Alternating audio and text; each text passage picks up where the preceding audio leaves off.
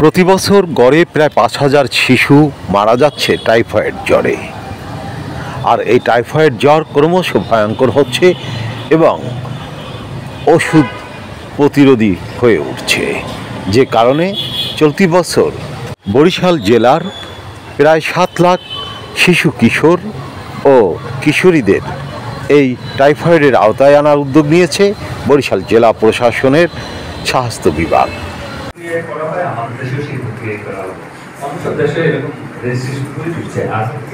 এই যে আস্তে আস্তে যখন রেজিস্ট্রেশন একটা প্রক্রিয়া থাকে, ফলে যারা সচেতন ফ্যামিলি আছে অ্যান্ড্রয়েড ফোন ব্যবহার করে, গতকাল একটা প্রোগ্রাম ছিল আমরা স্কাউটদেরকে কিভাবে অনলাইন রেজিস্ট্রেশন করতে হয় একদম এখানে হাতে কলমে দেখিয়ে দিয়েছি যে এইভাবে খুব সিম্পল 1-2 মিনিট লাগে রেজিস্ট্রেশন, অনলাইন রেজিস্ট্রেশন করতে। কেন যে সচরাচর ডিজিটাল রেজিস্ট্রেশনের কথা বলছেন, সেটা হলো এখন তো আমাদের দেশের নাগরিকদের, সকল নাগরিকদের এই মানে রেজিস্ট্রেশন দরকার। তো সরকার তো যখন যেখানে স্কোপ পাবে ওই উসিলাই এই রেজিস্ট্রেশন প্রক্রিয়াটাকে আরেকটু ত্বরান্বিত করার চেষ্টা করবে। আর দ্বিতীয়ত আপনার বর্তমান সময়ে অ্যালার্জি একটা মারাত্মক, এই শিশু থেকে শুরু করে একেবারে বৃদ্ধ, তো তাদেরকে দিলে কোনো পার্শ্বপ্রতিক্রিয়া হওয়ার সম্ভাবনা আছে? আচ্ছা, এইটা নিয়ে যেটা কথা হয়েছে, ডাক্তার সাহেব বলছেন যারা অন্য টিকা নিয়েছে হ্যাঁ তারাও নিতে পারবে। আর অ্যালার্জি যেটা বলা হয়েছে, অ্যালার্জির একটা সংখ্যা আছে যখন প্যাথোলজি টেস্ট করা হয়। না, পার্শ্ব প্রতিক্রিয়া টাইফয়েডের কোনো পার্শ্ব প্রতিক্রিয়া এখন পর্যন্ত ওরকম মাত্রা থাকে।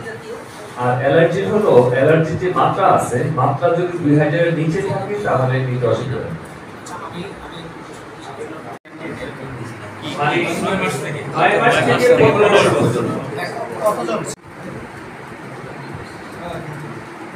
বিসমিল্লাহির রহমানির রহিম। টাইফয়েড টিকাটা ঐক্যবদ্ধভাবে আমরা যে কাজটি করতে পারি, যার যার অবস্থান থেকে যে যে ভূমিকাটুকু আমরা রাখতে পারি, সেই জন্যই আপনাদেরকে ডাকা। আপনারা এই সরকারের এই বিশেষ যে পদক্ষেপ, এই যে চিন্তাধারা, আমাদের যে ডেভেলপমেন্ট পার্টনার ইউনিসেফের মাধ্যমে আজকে যে টাইফয়েড 30 সেপ্টেম্বর মঙ্গলবার সকাল 10টায় শুরু হয়ে দুপুর 1টা পর্যন্ত চলেছিল এই ওরিয়েন্টেশন কর্মশালা। উপস্থিত ছিলেন বরিশাল জেলার প্রায় সব সিনিয়র সাংবাদিকবৃন্দ। প্রেজেন্টেশনের মাধ্যমে তুলে ধরা হয়েছিল কিভাবে অনলাইন রেজিস্ট্রেশন করতে হবে, তা সব কিছুই।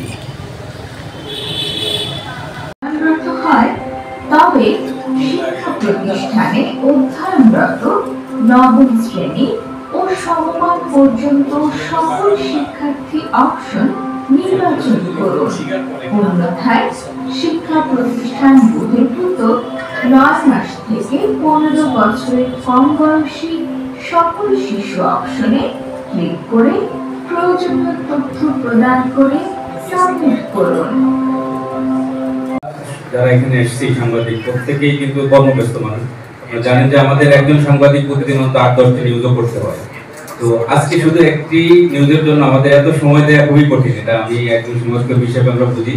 ইতিমধ্যে আমাদের অনেকে চলে গেছে, কিছু ওনারা যে কাজটা প্রচারটা আরো কিভাবে বেশি করতে পারেন, যেহেতু আমরা প্রচার মাধ্যমের সাথে জড়িত, গণমাধ্যমের সাথে জড়িত, আমরা সরাসরি আমরা এখানে যারা আছি একটা করে যদি আমরা পরামর্শ দিই, এটা আমরা ওনারা লিপিবদ্ধ করবেন, এটাকে আমরা একটা কিলো আকারে আমরা আমাদের কাছে দেব, যে গণমাধ্যম কর্মীদের কাছ থেকে এই ক্যাম্পেইনটাকে গণমানুষের কাছে নিয়ে যাওয়ার জন্য আমরা পরামর্শ দেব। তো পরামর্শ দেওয়ার ক্ষেত্রে যেমন একজন ভাই একটা দিয়েছেন, সেটা অন্যজনের দেবো না, সেক্ষেত্রে উনি ভিন্ন দেবেন। আর তার কারো যদি পরামর্শ না থাকে সেক্ষেত্রে নাও দিতে পারি, আমরা সমস্যা নেই। আমরা যেখান থেকে 10টি বা 20টি পরামর্শ দিতে পারি প্রচারের জন্য, ওনারা এগুলো নোট নিয়ে ওনারা এই কর্মক্ষেত্রে যদি প্রয়োগ করেন, তাহলে বেশি সংখ্যক মানুষকে এই টাইফয়েড টিকার আওতায় নিয়ে আসতে পারবেন। বরিশাল সিটি কর্পোরেশন এলাকায় 330টি এবং জেলায় মোট 3000টি কেন্দ্র থাকবে এবং এসব কেন্দ্রে বিনামূল্যে টাইফয়েড টিকা প্রদান করা হবে। আরিফ আহমেদ, বরিশাল।